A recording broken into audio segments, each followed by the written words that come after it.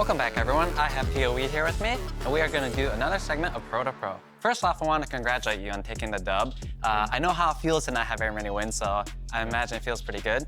Yeah, it does. It's great. Gotcha. So I have this first clip over here. I'm basically going to ask you, how did lane feel? And you went really aggressive here. Is this something pretty common for you? What kind of made you feel like you were able to do this kind of stuff?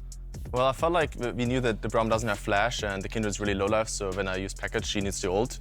So I felt really confident that we can, win this encounter. I think the package is stronger than the Azir too.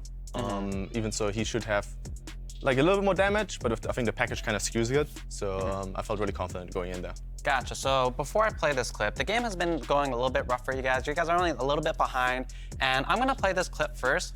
Watch it first, and let me know after you watch it if you would do anything differently in this situation, if you're able to run it back. Okay. Yeah, they got the Baron really, really fast. The first thing I still remember from the game is that when you peel it back is that the Aphelios and the Azir were stacked, and I was kind of calling, can I package on them? Are we like all kind of ready? But I felt like right here? Yeah, we're not close enough. So I felt that if I package and let's say it doesn't work out, we will not only lose the Baron, but potentially the Dragon too, if I die. So I felt like I will just play it safe. We get as many kills as we can on the back end, kinda, and maybe I get another package angle afterwards, right? Gotcha. But we felt like it's too risky, so we decided to just get the kill, secure the Dragon, and play for the next kind of package timer. Gotcha. So it was like kind of like a team decision where you didn't want to do there at that Yeah, it's like always like these split-second decisions that you need to do, and I felt like it's a big gamble. It could pay out a lot, but at the same time, it could backfire a lot too. Gotcha. So for this clip, there's not much going on, but I wanted to bring up a question on your items here.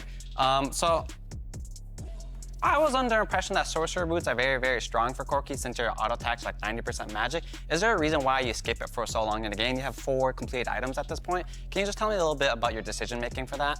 Well, so I'm someone who really likes to buy items depending on the bases I can get. I think my first decision in this game is to not go Hex Drinker, because I generally feel like when I see Corkis against Azirs go to Hex Drinker, I feel like they delay their power spikes a lot.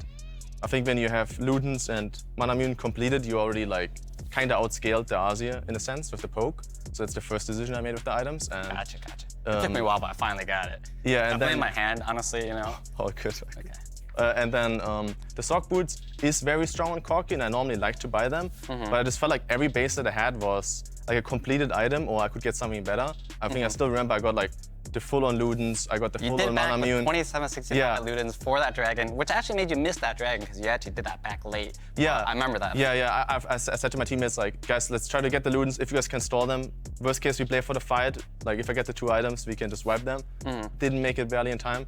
So maybe looking back, I should have just based beforehand. I think the base where I would have changed something looking back is I think when I bought the components for Ravenous Hydra, I bought the Tiamat.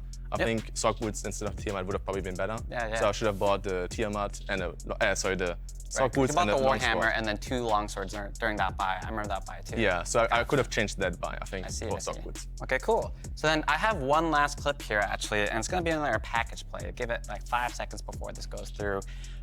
When this next clip plays, I wanna know about what's going on in your comms here. I felt like this was like a game-winning decision, so can you tell me a bit about what's going on in here? Well, so I'm calling that we should do the Baron as fast as possible and like burn it. And I want to run in and kind of like stall them, like threaten them. I think I didn't actually not expect Braum to be there, so I needed to blow my package a little bit too early. I still got the chunk off, so it's okay. But the idea is to just burn the Baron and make them kind of like, I'm kind of like Zoe, right? I just chunk them as hard as I can when they walk in. And you can see how scared they are of actually face checking, because if one of them missteps once, and they get like a Q ult, like big rocket, they're suddenly instantly half-life and they will not be able to contest it. So they just took too long, and we managed to just, get the Baron and get out. Gotcha, yeah, I thought this was an amazing call. I actually think this is what made you guys win the game. Obviously, the game still goes on for like another 10 minutes, but without making this call and getting this Baron, I think you guys would have gotten snowballed on and lost. So this was an amazing play. With that, once again, congratulations on the win, and that will be it for us. We're gonna send you over to the Analyst Desk. Thank you for your time. Hey! Woo! Welcome. Go! Thank you very much. Hi. Thank you very much, Power of Evil, for pulling double duty as well, joining us on both sides of this set. Congratulations on the victory today.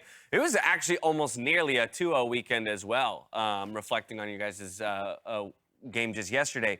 So my first question to you is just, one, how necessary did you maybe feel like getting that full 2 weeks versus 1 week of practice was? And what was kind of your guys' immediate discussions within that 2 weeks of the things you needed to target first and foremost to get these wins? I mean, that there was like a week break was probably the best thing that could have happened to us because we were like struggling a lot, and I think that was because of multiple reasons. One is our fundamentals were really bad. We lost the early games too hard. Even this game we kind of lost the early game, but we could come back.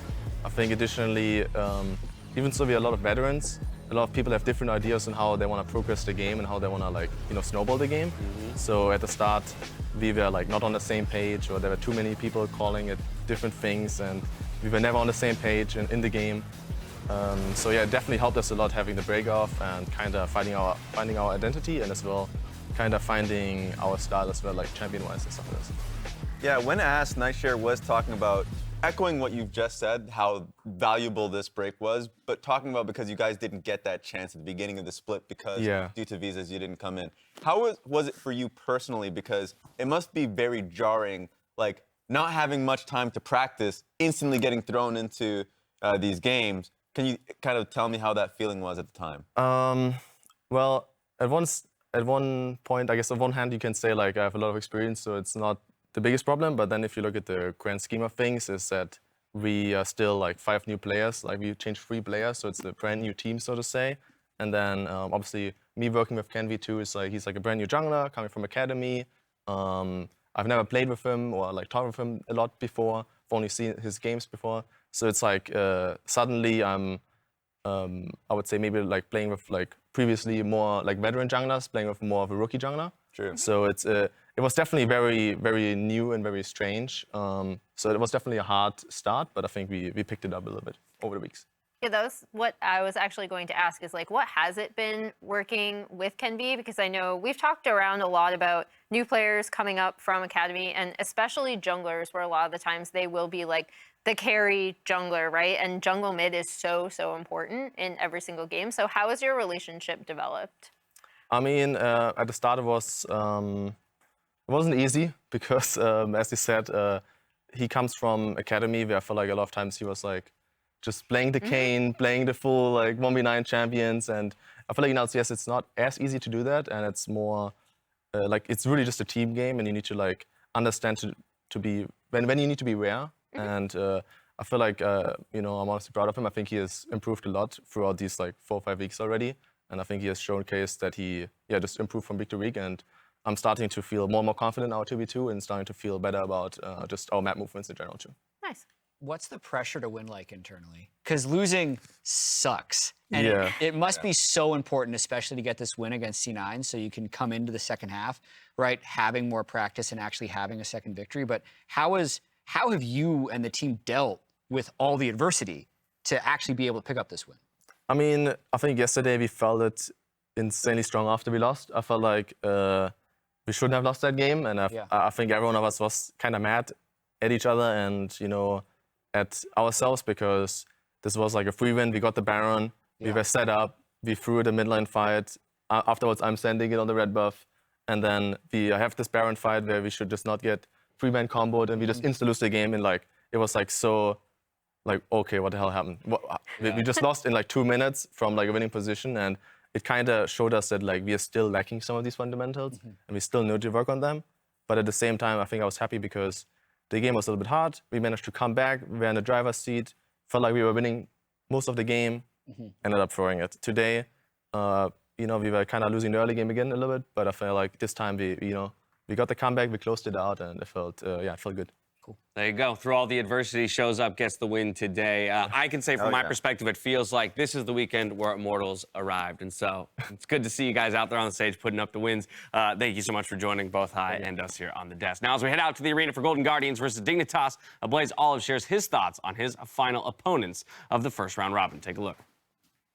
Dignitas are a team that people like to make fun of for not being very good, but I actually think they're better than people give them credit for, especially Blue. I think Blue, myself included, people were not very optimistic on his play at the beginning of last split or even coming into the year in general. But I think that Blue has really impressed me specifically. I think he's gotten a lot better at his weaknesses. And I think that Dignitas as a whole has a very clear game plan about how they want to win. And I don't think they're as bad of a team as people think. I think they can really surprise people. And I think River is one of the best players I've ever seen play. So you can't count out somebody of that caliber. So I definitely am not treating it like it's going to be an easy game. I think it's definitely going to be a tough game. We have to play solid, but I do like our chances. What up, everyone? It's the last game of the day. I'm Pastry, that's MarkZ. Unfortunately, we are the primary component of the in-person part of this broadcast, as both players, unfortunately, both teams actually, all 10 players, have to play from home. Yep, it's one of those double hit COVID safety situations. Yeah. It's not riot guidelines. It's is not. Unfortunately, Los Angeles protocols. I don't know the right term for it, but unfortunately forcing both teams to play from home today, which means you and I and the crowd. If you are still here, you are a real one. We appreciate you. The ones who stuck around Yeah. are going to get a treat. I'm just saying, in the third game of the day, it was full in there, so I don't know where everyone else went, but you're on watch. early dinner, I guess. You're not allowed back in. You're taking notes. It's 4:30. That's definitely a little early. So I will say, to hop back on what Ablazeolive was just saying about how good River is and Dignitas as a whole, Blue being slept on a little bit. There have been a number of close games that they've either lost or won, but it was a back and forth game where Blue and River as a combo have been really good. There was the Azir game versus C9 that got away from them. I think it's some inconsistency a little bit, but they do have the ability to pop off, and I like Ablazeolive's point about like they're slept on a little bit, especially because they had a 0-3 start. Yeah. But then they were 1-1 the next couple of weeks. They haven't found the win yet this week, but we'll see. Certainly could take one here. Golden Guardians also struggling to find some wins, but do have at least one more than their opponents today. Poppy, Corki, Zeri, the first three bands, starting to take some of the popular champions of the recent weeks.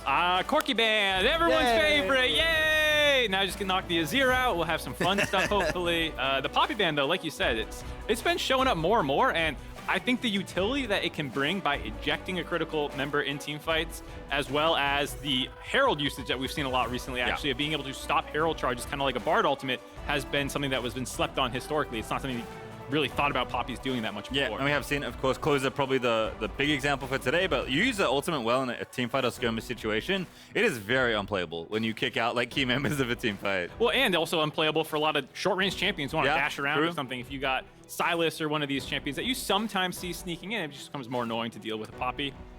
So Silas also banned out. Yeah, interesting ban. I wonder what they're covering here, potentially, or maybe just respecting the power of the pick. Senna and Azir also taken out. And Golden Guardians going to Seraphine today. Haven't seen too much of this, except from obviously CLG, who are very big on it in the opening weeks. Yeah, they were big on it. They got a little bit of an early read, then it got buffed, then it got, I think this is the hotfix version on 12.12, so not quite as insano, but we'll see. Certainly will. Also, it does appear to be a Gnar meta. And Gamsu not one to shy away from a blind pick tank in the top side. So we'll take it there. And looks like Lucian is going to be the lock-in as well for Neo. Glad to see it. Neo, someone who has had some hot and cold performances as well. Him and Bio in lane phase have been very good, actually, I'd say, for a lot of the time. But it's like the more mid to late game situations where not able to get enough damage out in team fights or gets caught out right at the start of a team fight. So Lucian is one of the more difficult champions. I feel like a lot of AD carries right now are difficult to play in the mid to late game. Kalista as well, being short range and not usually ending up being like the main damage carry. Lucian brings more damage, but still have to execute it well. Yeah, it feels like Lucian maybe not the powerhouse that was advertised in maybe the early weeks of the split, but obviously still very good, especially if you get snowballing. That is a very early Irelia, though, being picked up there by Golden Guardian. You see the Gnar, Licorice throws down the gauntlet. I love it. He's one of the players in the LCS who in the top lane is willing to take the skill matchups when you give him the opportunity to. He had 2 Fiora games already. He's picked up that Kale one time as well. He can play the blind side with 3 Sejuani games, but if you're going to take an early Gnar, he's going to play one of the counters, whether it's Camille or Irelia or something. Yeah, I like it a lot.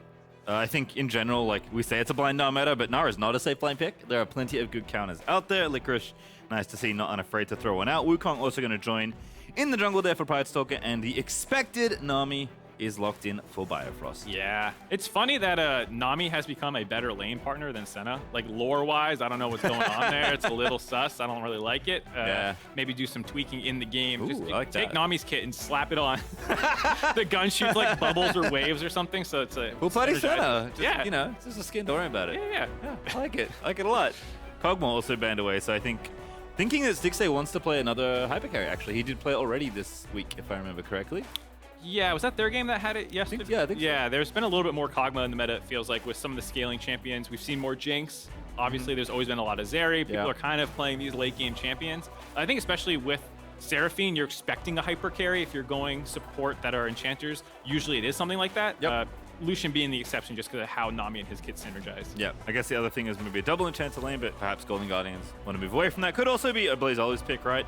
If they want to play double enchanter somewhere else and then have a hyper carry to your point. So I think a good ban there for Dig, just covering some of their options. Jarvan banned away from River has become a staple, and there is a Kalista ban. So both sides of the marksman coin being taken off the board by Dig. Yeah, getting rid of some of those. I love the river ban. You just call it that. It's not a J4 ban, it's a river ban.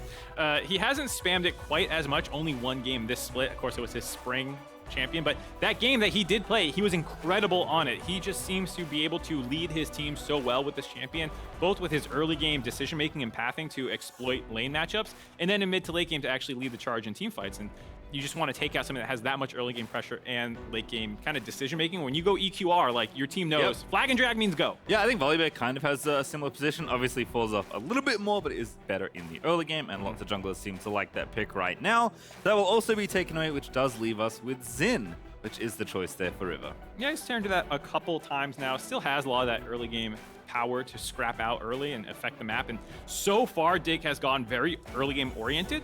We'll have to see what their last pick is in the mid lane, but Lucian, Nami, Xin, and Gnar is very much about wanting to win early on. Can't wait for Victor. Or Azir. I guess Azir's banned. Never mind. Ooh. Swain and Sejuani. Gonna be the last two there for Golden Guardians. So that means maybe Irelia bot lane. I'm not quite sure where they're going to want to go. If Wait a minute. Ends up being the Sejuani topside. Could as well be Swain bot earlier. Wukong bot and Sejuani jungle. Sejuani You can do a couple things. We'll have to see where they end up. Yeah, I guess kind of anywhere, actually.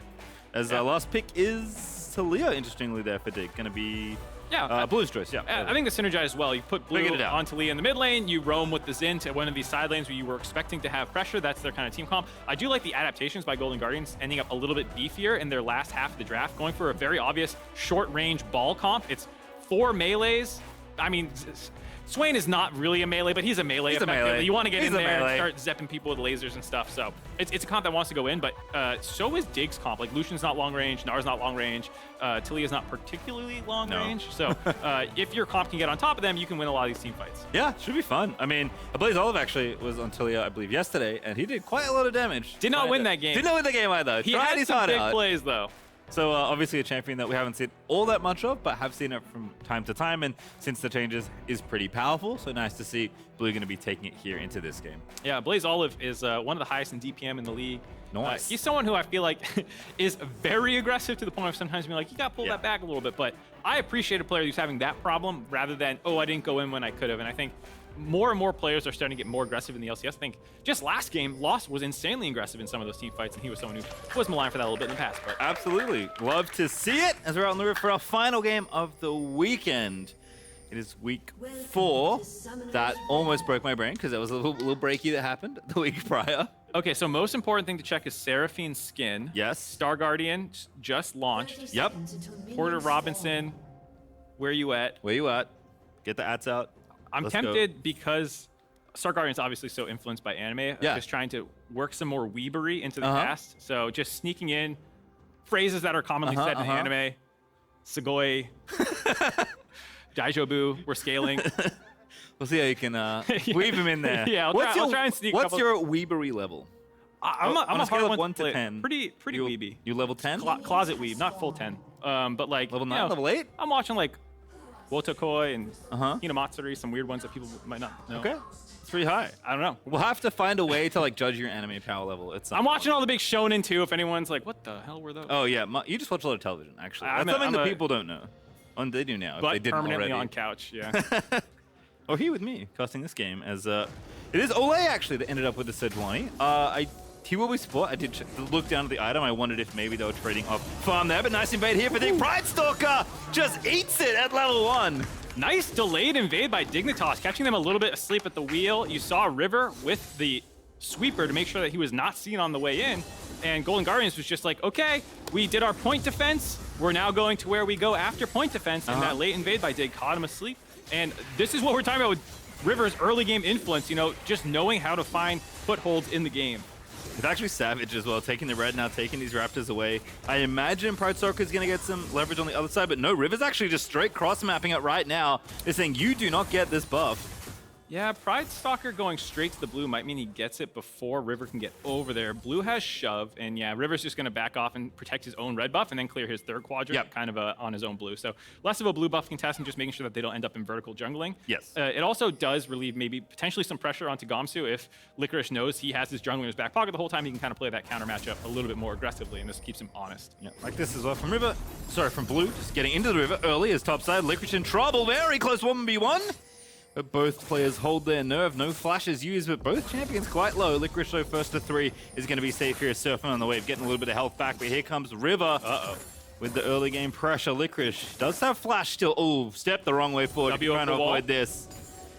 Now what do you do? Licorice, I think, senses something, but... There's a ward right there that did not initially. Now River turns it off, so Licorice actually didn't know where River went. That was so smart. Yeah, really nice there. Now Licorice is completely trapped, can't do much, has to fight Gamsu, but River is going to take second blood. What an absolute galaxy brain by River. He realized he doesn't need to actually clear the ward. He sees how Licorice is playing the footsies, knows there's a ward around, just turns it off so Licorice doesn't know where he went and forces Licorice to commit.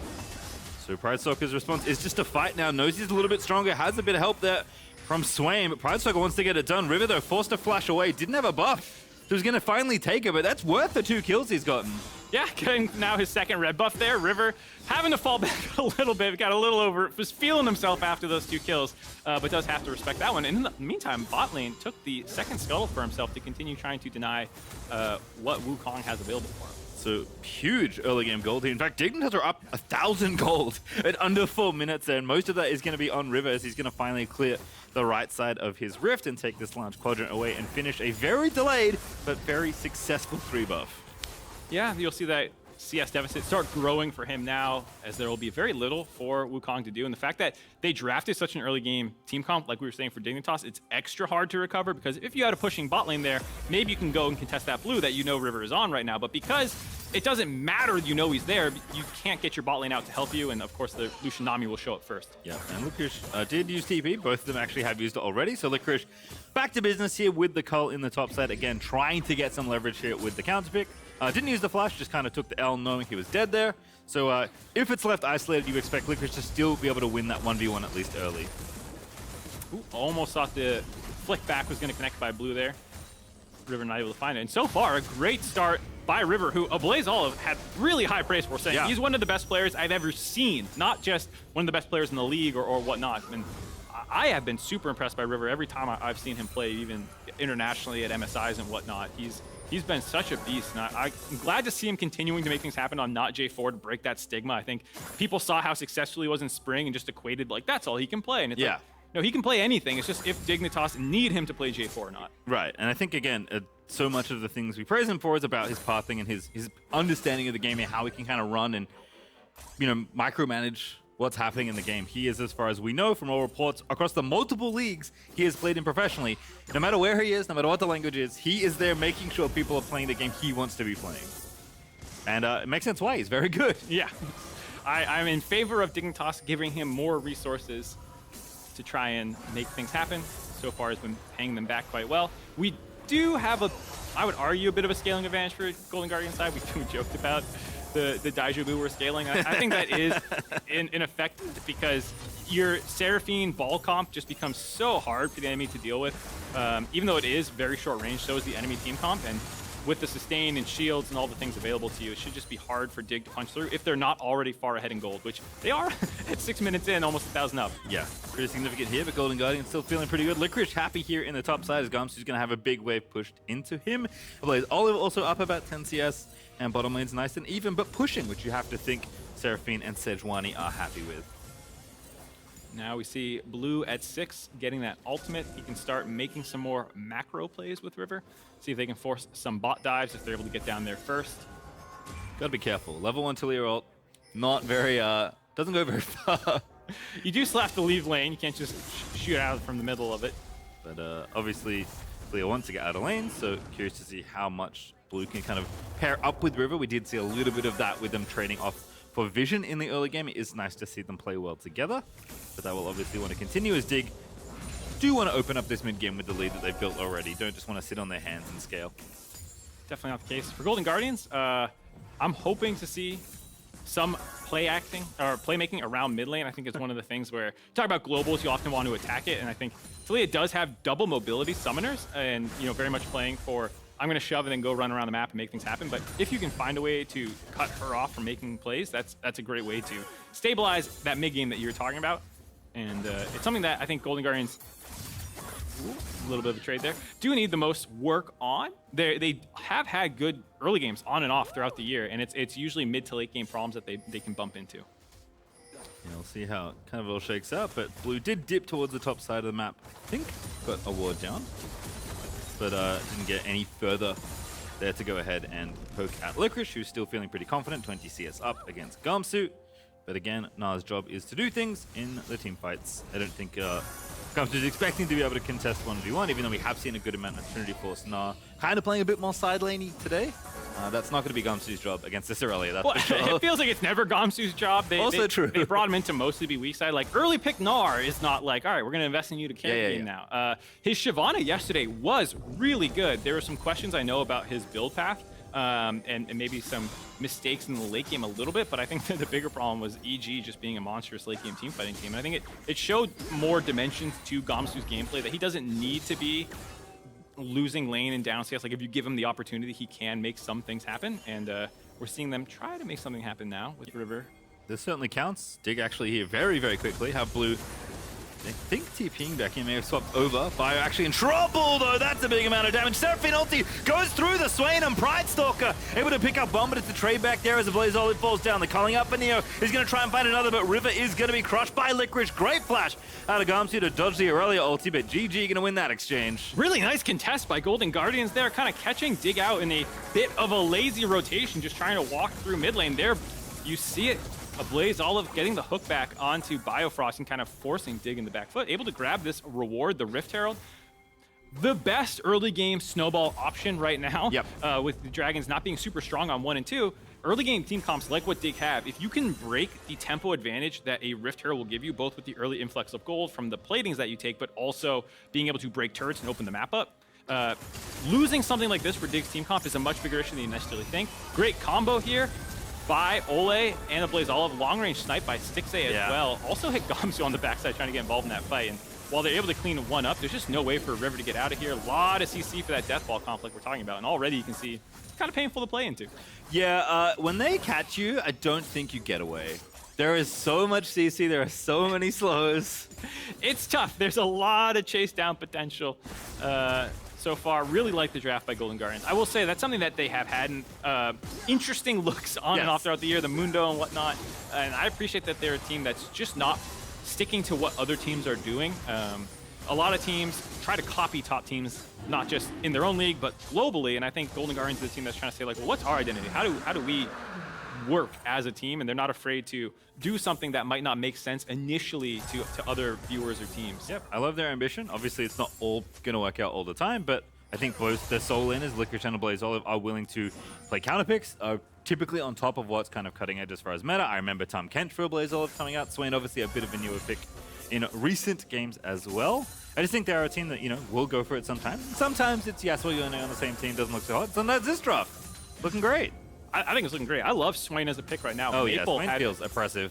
Earlier today, Maple looked incredible on the Swain. He popped off hard. So there were a lot of people popping off. Obviously, Instinct got a Penta. It was a good game. Quite the day. Yeah, so I think the Swain is one of these kind of like linchpin picks in the mid lane where, hold on. Wasn't sure if a wave was going to come out there from Bio. Silence pulled the trigger. Swain, as like you're going to draft a meatballish champion in the mid lane. There's not that many right now. Galio's not particularly meta. Swain can fill that role of making sure that you're really good in mid-game team fights.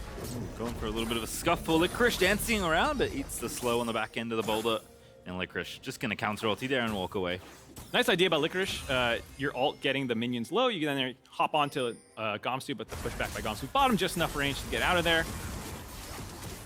Some more birds for Ablazeolive. Collecting them slowly but surely. Also of note, very popular chainsword today. It makes extra sense when there's a Seraphine on the enemy team. Yeah, a lot of first item Chempunk chainswords after the buffs. Just good generalist item.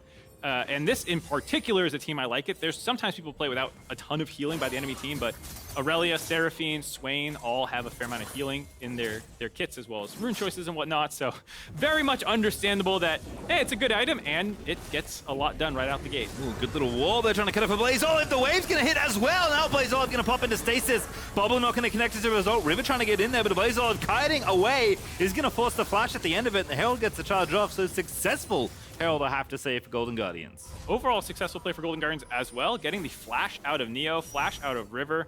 I don't know if they actually took any summoners of their own other than maybe Olleh's Ignite, so that was a clean little play there to get some Rift Herald damage down the mid lane turret, get a little bit of gold, and eat some of Dignitas' resources as well. That's that global ultimate that we're talking about down for the Taliyah now.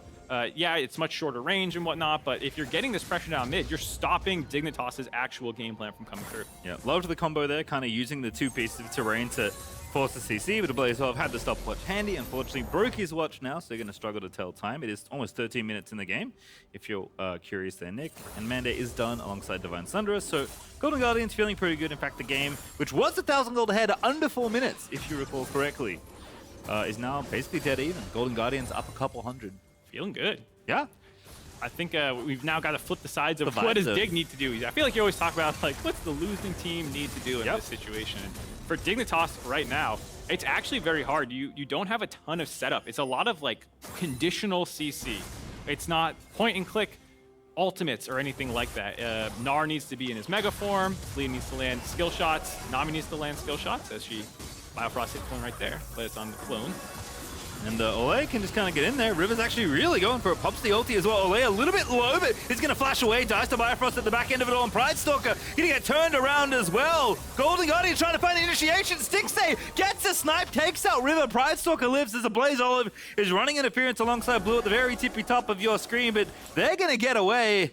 And Golden Guardians just kind of take one away there. Somehow only ending up a 1-for-1 there by Dignitas, what looked like was going to be a great skirmish for them. Like the idea, we're talking about what should they be doing? Fighting. Yep. Skirmishing. You don't want properly set up team fights. As Blue overstays as well. Good flash. Blue trying to make it happen. Finds the final Q. Pridestalker, though, should be able to seal the trade, and indeed will get it. Pridestalker back on the board for the second. All right, 1-for-1 by Blue there, trading flashes out. I thought for sure he was just going to end up dead there, but showing some good aggression, finding that kill. And like we're saying, just keep the aggro up for Dignitas. You want flashes down. You want a game where it's easy to find kills. Gamsu, very nice setup. Beautiful wall combo. Doesn't even need the help, but he'll take it. Actually didn't need it. River, no assist gold needed. Gamsu with a solo. Gamsu trapping Licorice. I need to see exactly what the setup was for that, because kind of not really near the wave. Chunk down low, allowing Gamsu to get the solo kill. He's got a couple solo kills on people out of nowhere. He got the one on Huni a couple weeks ago on the Gragas game. So Gamsu's showing if you try and sleep on him, he might mess you up. Not looking pretty good. Champion been around the game for a long time. Gamsu right back in the saddle. 1v1 there up against Licorice, who overstepped, I'm going to imagine, here, as we watch this bottom side play to begin with. So I like this initial kind of scrap that goes on here. The way that River plays it kind of forces Olleh to step forward. He's hopping onto Pridestalker. In Olleh, the only way to get the stun off onto River is actually to go back into the field, because otherwise it'd be outside the range of it. And that allows Neo to kind of just chase through Pridestalker. They ignore him and get the other kill. Here, that last second 151 heal you see keeping him alive, Neo thought for sure he was dead. Blue gets this trade back. Got action all 3 lanes. It's turned into a scrappy game. Love to see it. Pridestalker does get that trade. Couldn't dodge the last rock there for Ablazeolive. Rift Herald going down to Golden Guardians again here, as we see a bit of a concern. The gold lead still in Golden Guardians' favor. We'll see. Perhaps I'm wrong and these team comps interact differently than how anticipating, but from what we've seen right now, it looks like Golden Guardians, as much as there's been back and forth, you know, Dignitas does have the kill lead, they're still in an okay spot. This is a really nice rotation as well. 4 people just taking down the tower. They can push through, drop the Herald that they just picked up, and even though Dig did get the second dragon, they picked themselves a cloud. not going to help so much on the gold front there as Golden Guardians will hold on to their Herald this time. Looks like Neo trying to enter in the bottom side should be able to get his team some tower gold back. And trying to trade back a little bit. They still have that Rift Herald though, so you can assume there's probably one more turret going down into Golden Guardians' favor. Looking like they're going to drop it top lane right now. Get some more gold into Ablazeolive. Keep the tempo nice and high. Biofrost clearing wards, not all that safe. Fire though with a good flash. Finds himself on the blast cone to get a little bit of extra distance, but still like the aggression from Golden Guardians. Staying aggro. I also like Biofrost mechanics. Good flash. Knew he was a little unsafe. Biofrost has had a relatively good split and year overall. I think there was a lot of concerns about is he washed or not after the the kind of time away, and he's come back and said nope, I'm still really good, and has had good performances on team for Dignitas. Has been struggling a little bit, but I don't think you would ever look at him. It's been one of the bright spots on the team. Him and River, I think, were the two that most people are looking for. And Blue has been stepping up more this split, though it hasn't quite reflected it in the record yet. Yeah, absolutely agree that Bio's return, I suppose. The pro not really come back. Didn't leave for that long, to be perfectly honest. Has been nice to see. Hands still there for the now old man of esports. I don't know how old he is exactly. I'm pretty sure early Bio's 20s like for 23. Sure. It's easily 22. early 20s. You But that's what say that, man. happens. Whenever you meme players being old in like early to mid 20s, it makes Okay. us commentators feel bad. Okay, true. It's not old. Early 20s. Probably it's some definitely viewers as not well. Old, chat. If you're out there, don't worry about it. Good to see Vincent back. We'll put it that way. It's Gamsu down here in the bottom side, just chilling, trying to push the waves back in the Dignitas direction. Maybe just waiting for this next dragon here, but teams, as you said, has been surprisingly scrappy. Licorice continuing to maybe find something here. River caught out, but it's a fight on the other side as well. A 3v3 about to be a 4v3 as the TP comes through. River going to be forced away. Licorice with a nice little 1v1, but did have to commit the ulti. Yeah, trade of ultimates, but the flash in favor. River losing that one means it's going to be very difficult for Dignitas to go in here because he is kind of the primary engaged tool. Gamsu, if he has his Mega Gnar properly managed, you can fight it. Fortunately, the ultimate should be back up in time for that dragon that you were talking about and able to get out alive, but no flash when that one does come around. All right, everyone's just going to back away. Should have everything back, as you said. But when we get there, for now, it's just trading on opposite sides of the map, it feels like here. Ablazeolive did use his TP, so it doesn't have that for a potential cross-map play, but again, has plenty of time to catch this wave here in top lane and then saunter on down to the dragon in just a mode to make sure that all happens. Mandate's done, Mythic's mostly completed, everyone's got a first item mark. Actually, except for Olleh, he's there, he's almost there. I promise. One day he'll get One day. Doesn't matter though, you just click the ulti. If you hit 5 people, doesn't even matter. Yeah, that's Save the game. the only real thing that Sejuani needs to do. CC somebody up. I think for the side of Golden Guardians as well, they do have a little bit of a comp advantage as well in terms of side laning, as getting some cheers for something. I think Vision Scryer's Bloom enthusiasts in the chat, in the crowd. The live chat, as opposed to the live chat. Yeah, we'll see if there's some other cheers come through. I'm still like, is it really just the blast cone? I think so. I think people are just really excited about plants. Maybe. You excited about this dragon setup, Mark? Because Golden Guardians moving on in. Minute till it comes. Like it a lot for Golden Guardians. They're a tough team comp to run through. There's a lot of tools. Both the Swain fishing with it as they go right in. A little bit of a horror movie situation there. Beautiful Seraphine ulti. One explodes as Biofrost dead. River's gonna join him, and that wall not enough to save either of his teammates. Golden Guardians lulling them to a false sense of security. Me as well. Not quite sure if they were actually going to pull the trigger on that. Go flying in there. Nice setup. There was Olleh, like we were talking about. You don't need items. Just land that ultimate, and they're actually going to look at the Baron just spawning now. Yeah, actually, very early Baron here. They're attempting River Dead, but only for 15 seconds. Not a long death timer. Damage is okay for Golden Guardians. He won't be able to get there in time, so this is definitely a situation where the 3 men alive for Dignitas are going to have to stop this. Gamsu, ooh, he's thinking about Mega Gnaring on in there. Oh, the Baron hit him. That's not a good look, but he's going to go in for it. Mega Gnar Gamsu going for the Baron. Has to hop out of there, and the Baron does indeed, per MarkZ's prediction, go to Golden Guardians. All right, Golden Guardians, the aggressive Baron call working out. Dignitas are going to try and cross map for this dragon in the meantime, but you see teleports already coming through. Both Ablazeolive and Licorice showing up to make sure, Stixxay, excuse me, making sure this is not uncontested. Pridestalker even getting healed up a little bit from the Seraphine, trying to face check, keep Dig honest. They do have the speed shrine done as well, so Digger on vision as they start this. Ulti's running a little low for Golden Guardians is the one thing. They'd love to have Seraphine ulti in particular back up. Yeah. They can wait. They'll have a fight here if they want it. The thing is, Dig is not being particularly aggressive. They keep starting it, stopping it, and they've already kind of walked out of the river. And so, as you can see, they kind of ceded control to Golden Guardians, able to break the dragon stacking for Dignitas. Wheels coming off a little bit here. The Baron's gone. The dragon stacking's gone.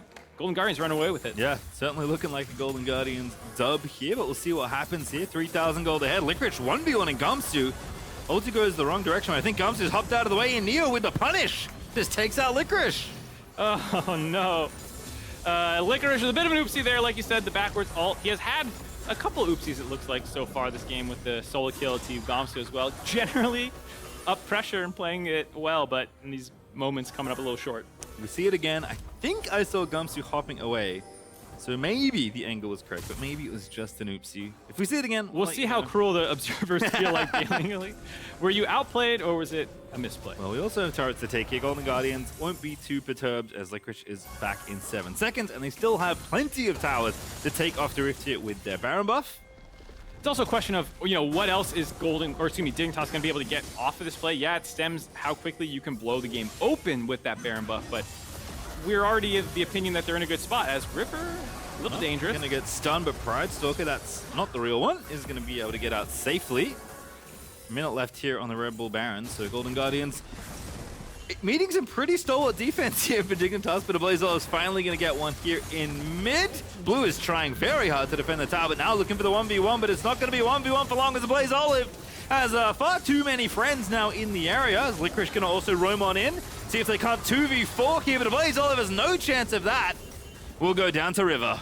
These are exactly the mid-game problems that I was saying Golden Guardians falls prey to sometimes. It's not like they're just dumbos messing up like macro concepts. It's players getting a little bit greedy, making a couple mistakes, and then the kind of snowball that follows afterwards. You don't have the exact setup that you should with this kind of 1-3-1 or 4-1 that you might have because Licorice died, and they don't want to let the Baron go totally to waste, so Ablazeolive continues pressuring. He's able to get the turret, but gets baited into the all-in because Dignitas was able to bring the extra members, not under that much pressure after picking off Licorice. And they give the kill back. It's a loss of tempo, but they're still in a good spot. Yeah, oddly, the gold lead actually kind of stayed flat with the kill trading that happened there. Golden Guardian did get some towers, but they were about 3,000 ahead when the Baron first got taken. Still 3,000 ahead, despite getting some structures. So Dig with good defense off of that very early Baron for Golden Guardian, keeping themselves within touching distance here in the game. Striking distance? That's or is that fencing term? They're both good. I think yeah? Okay. Striking distance, touching distance, spitting distance. That's only really close, though. They're not that close. We got a little bit of more of a gap. Yeah. They have some work to do. Dignitas is probably going to need to win a couple team fights around major objectives. It's going to take some hard-fought victories, maybe some objective bounties. Ooh. Those got tweaked. So I was out in 12-3. They're not out yet. Those changes are not out yet. False alarm. It's a lot of patches. It's tricky. This is why I try not to read the patches before they go live in the actual pro play, because then I'm like, oh yeah, that changed. And I'm like, wait a minute, that's not in here yet. It's okay. Golden Guardian still charging up. Again, don't feel too like spurred into action. I think kind of like you were saying, they feel pretty confident in the way their comp is going to work as the game goes later. I think generally the death walls we have seen have been pretty nasty. Like big kind of meatball tanky champions to lead the charge back by Seraphine's pretty sick, and we might see that here as Pridestalker is going to find the flank angle. River's going to be the first target there, but the TP's coming on through. Gamsu with a decent amount of rage, but not quite full just yet as Golden Guardians will back away from the play. I really like that bait, though. That was actually Dignitas intentionally leaving River out on a string. Look at him, jump on him, he's all alone, and then over the wall, the rest of Dignitas is able to collapse. They don't find the kill, but they blow a lot of ultimates for both teams and are able to buy a little bit more pressure, actually, to get this push in the mid lane. Going again, perhaps Licorice no ulti, but still can go in to try and find Gamsu. Good little hop over the wall, but Licorice is following another wall. He's going to move them back in, but they've got it on. They pile right on top of Gamsu, and Pridestalker takes him off the rift. Yeah, Gamsu getting caught out. The team trying to collapse. Don't end up on the right side of their own wall. End up having to sack control of that one right as Dragon is spawning. And so another relatively uncontested for objective here for Golden Guardians because they do the work before the Dragon spawns. Yep, looks like it only cost them one extra ulti. I believe Olleh's was the one they had to use there, but more than worth to pick off as Licorice very tenacious in trying to pick off the enemy top laner. Maybe wants to get a little bit of revenge back from what happened in the earlier solo kill. And with 15 seconds till that Dragon is spawning, Golden Guardian should continue to stack these up here as Neo's going to get a little bit of coverage, but not needed as Golden Guardians are busy on the other side of the rift. I think good idea to cross map here, given that you have no real way of contesting that, able to get some more gold onto the Lucian, who is at 2.5 items, falling a little bit behind the Seraphine, but it's not necessarily a one-to-one comparison in itemization and how they're going to get that damage out. Yeah, I think in this kind of matchup, it's just, you know, how many targets does Neo have easy access to in a team fight, right? Or is he being attacked by Irelia, Swain, Wukong, Sejuani with Seraphine ultimate over the top? They've done a decent job so far to defend Dignitas' team fighting a little bit here, of making sure that River or Gamsu are available for Neo to not be the target. The only problem is sometimes the rest of the team is not quite there yet, or there's some other mistakes happening. So they, I think, understand how they want to play their team comp, make sure that River and Gamsu are the ones kind of in the front line, in the middle of that death ball, and you kind of sit on the outside and try and snipe down one member like the Swain or Irelia if they step too far forward. Yep, obviously good man mobility there for Lucian, so if you can play on the fringes of the fight, will feel pretty good. Golden Guardians being very tricksy, basically using all the fog of war that they built for themselves as the ulti is going to happen, and that looks like River's in a whole lot of trouble. The ulti is going to kick them out of the way, but Pridestalker jumped back on and forced to go into stasis, but Ablazeolive chasing. This Rylai Swain is just so sick, man. And they are going to get another catch onto Blue River, thinking about going back in, but I don't think you can manage it here. As Licorice goes through, Sejuani's going to set up an easy stun, and Stixxay is going to take that one down. Just a ball comp, man. Run at them. That's all you got to do, and you have this available. Ablazeolive able to go running in there. A nice initial CC onto River, and if you're able to chunk him down low, he can't be that front line like we were saying, and so from there, Ablazeolive is just kind of floating menacingly forward, forcing them into retreat mode. Just can't run. That's the problem. They've all this CCs, all this slow. River doesn't have flash now, by the way. He's half health, getting healed up by Biofrost, but Golden Guardian's just going to make them come to this Baron, and it's not an easy one for Dig to try and snag. Ablazeolive even going to try and get some intel, but Gamsu diving on in, gets the stun. Pridestalker, though, has found the target he wants. They're going to go in to try and get a kill instead. It's Ablazeolive low, but River lower on the other side. Ablazeolive may go down, but Gamsu's now absolutely loose in the rest of the team. He's going to fall. Ablazeolive's going to live, and that's going to be Baron again for Golden Guardians. The healing coming in from Golden Guardians to keep Ablazeolive alive. Not able to finish him off there. Stays up, gets the bait kill, gets Gamsu to chase him down. Second Baron of the game for Golden Guardians. Nicely done once again. Up to 6K now. When the FTX gold advantage is Golden Guardians looking to try and put the game, you know, a few steps within ending off this Baron. You know, before kind of traded back and forth, got picked off a little. This team fight, though, however, looks spectacular setting up for this objective. Yeah, I think Ablazeolive, they're calling that they can kill him. They know his ultimate's not available, so they're trying to get on top of him. They get a nice chance to see and almost finish him off, but the stopwatch there, able to buy some time.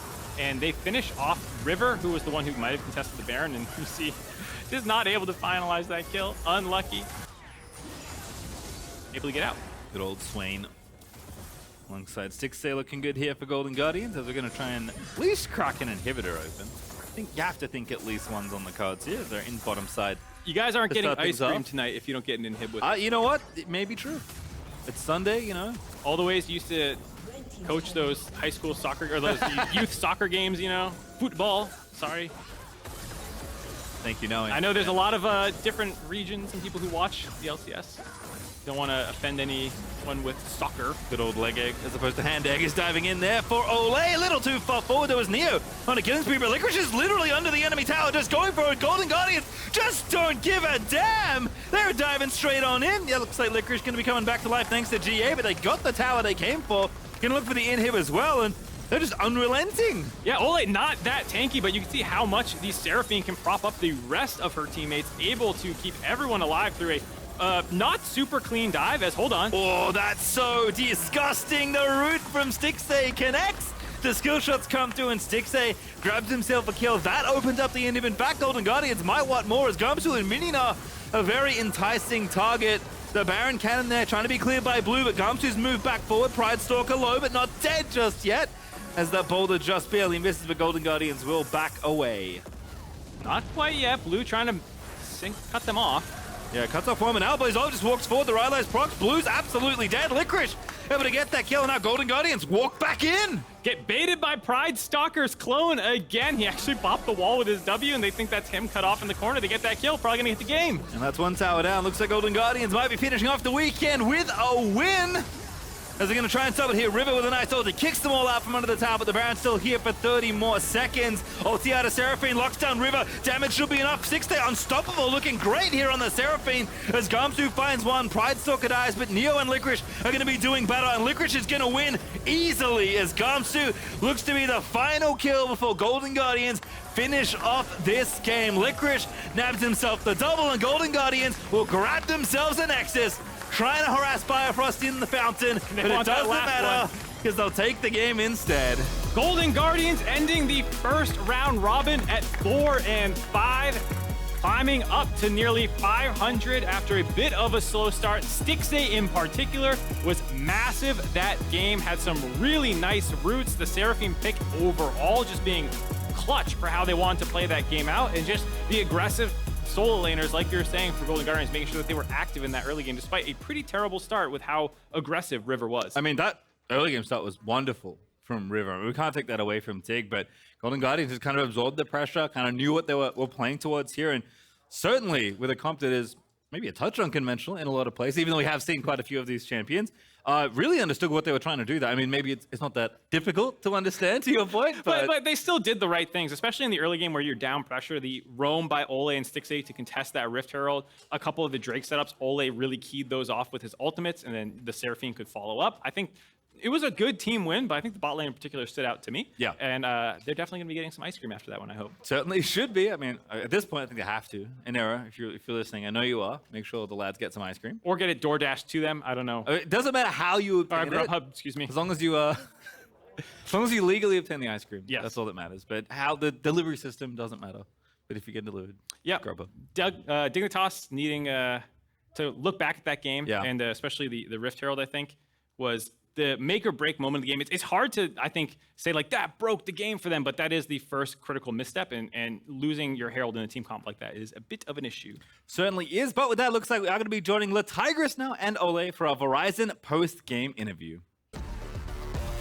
Thank you, Pastrytime. A Golden Guardians victory here today. I've got support player Olleh. I do want to go back to the draft, though, right here at the start. Tell me, why Sejuani here? How does she play in the support position compared to when in other positions on the team? I mean, nowadays, Sejuani playing on top many games, and then sometimes Sejuani just like solo kill Gnar or solo kill like whatever. So I felt like maybe Sejuani support can work because this just champion is too strong. So yeah, I think maybe I can use on support and then we use it in Scream and it worked pretty well. So yeah, I just pick it. Yeah, a pick that we have seen in those other lanes, but unique to this particular position. We've seen that actually with a few picks from Golden Guardians. How much of a priority is it for you as a team to be trying so many different drafts and picks within the game? I mean, like before still, I'm kind of have a boomer brain as a League of Legends player. So it's like when something new came up, I don't want to just like play it because it's pretty new. But I think I'm kind of challenging myself, trying new stuff like playing Yasuo, Mundo, like Sejuani with Senna. So yeah, I think this meta is like, it's up to how much I put my effort towards new champion. So I can help my coach better. With a bot lane pairing that is actually still somewhat new for Golden Guardians, one of the biggest things was this idea that you and Stixxay have similar ways of looking at the game and how that can help the team overall. Can you tell me a bit more about that and what that means for you two? I think I usually want to fight, like even level 1, level 2, I want to fight. So in spring, Stixxay was our coach. So whenever something happened in our scrim, I usually talk with him in my room, and then I felt like kind of we click each other. So, but I didn't expect him to just like play together in summer. But I mean, this is roommate synergy. We are actually doing better and better. That synergy was definitely paying off in this game to have a strong end to the first round robin for Golden Guardians. What are the biggest takeaways from this first round robin, being that you got a whole nother one to get through soon? I think we should have won 2 or 3 games. I think we like also kind of mess up some play against like good teams. So I think next round I wanna beat top 4 teams so that we can feel the we can go to World Championship as a top 3. So I think 4-5 is like, I don't want, but I just accept it anyway. nice to hear those goals outlined for yourself and the squad. Olleh, thank you so much for stopping by, and congrats again on the W. Thank you. As I just said, everyone, that does conclude our first round robin. So let's get a breakdown of it on the State Farm Analyst Desk.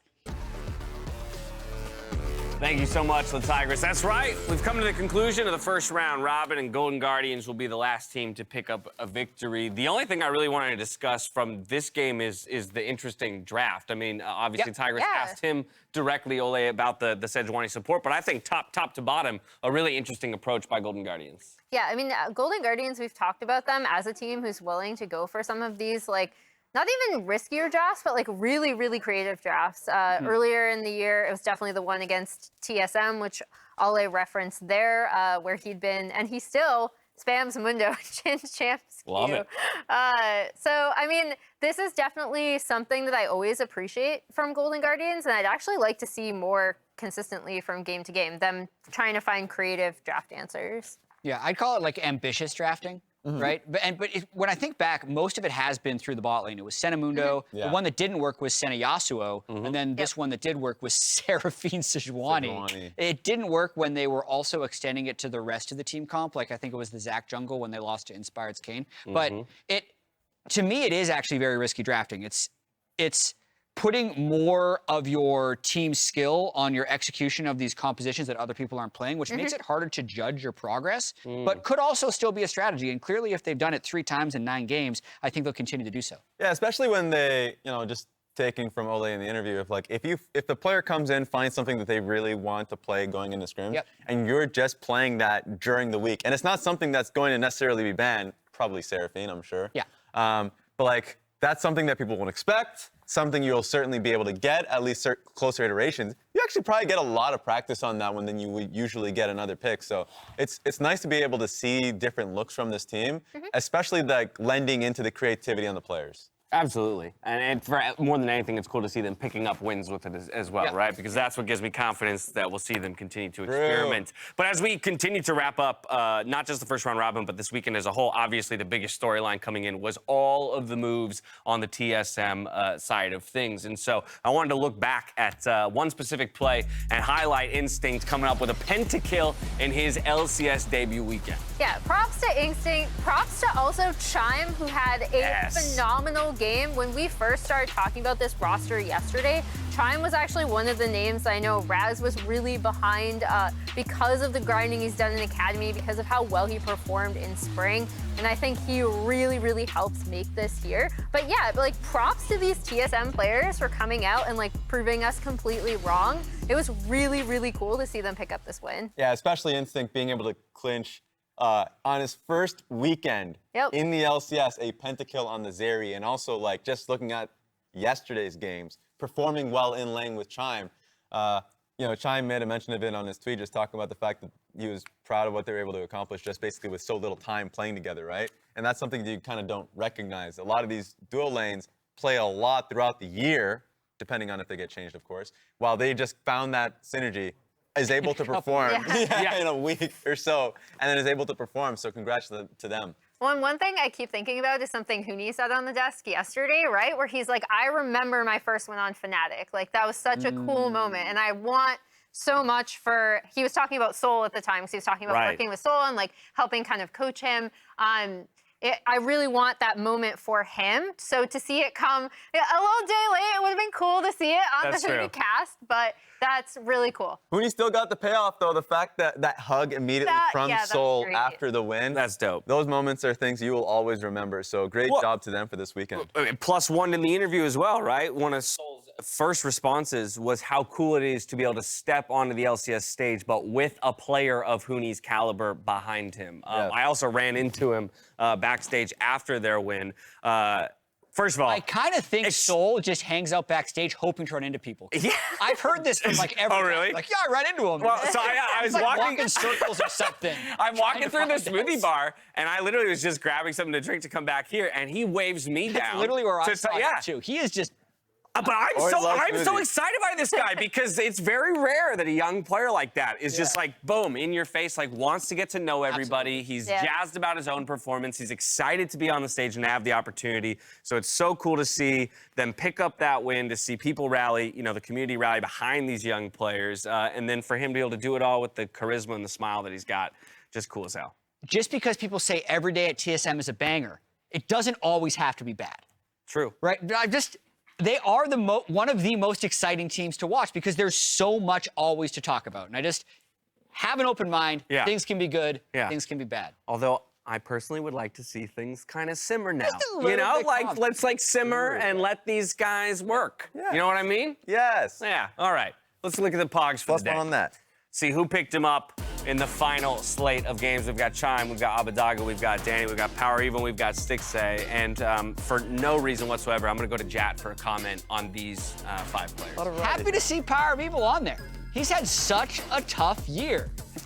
Look at his face, how happy he was. Yes. I mean, yes. I talked to, if you watched the end of the Immortals game, Captain Flowers was so enthused to see PoE. Look at his face! And I talked to him afterwards, and he's like, I've seen this guy for 3 weeks straight just look miserable after every game. So when he smiled, it's the only thing that came into my mind is I love to see it.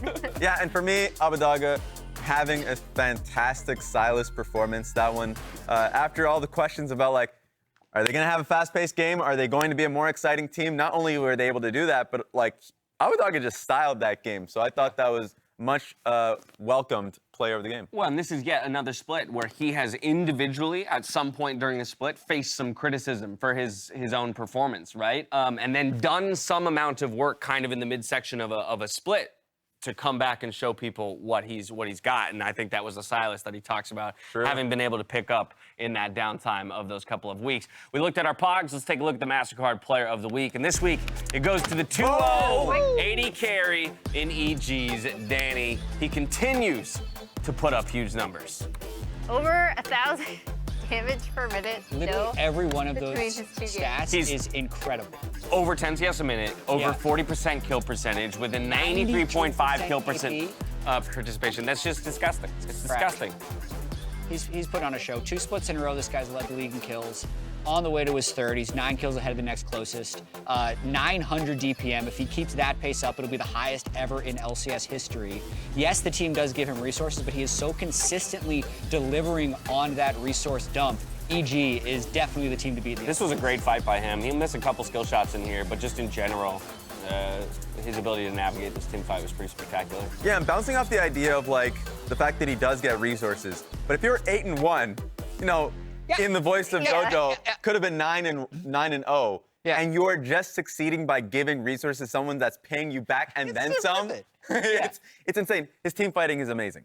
He right now is like the best team fighting AD carry in the league, just flat out. And it's only going to get better. So the fact that it's funny because we were talking to each other, wondering if he got a player of the week before in Spring Split. No, because you know the team actually couldn't string together 2 wins really. Right. And so the fact that they're dominant now and we're getting the praise of these players now, it's nice to see. Yeah, 4 weeks. 3 MasterCard Player of the Weeks are going There it is. members. Inspired twice. Now Danny picks one up of his own. Now let's pull up the Samsung SSD Fast 5 for the week. A quick reminder, we track a different stat for all 5 lanes to see who will top the tables and some of these interesting and fun stats. What jumps out to you guys here?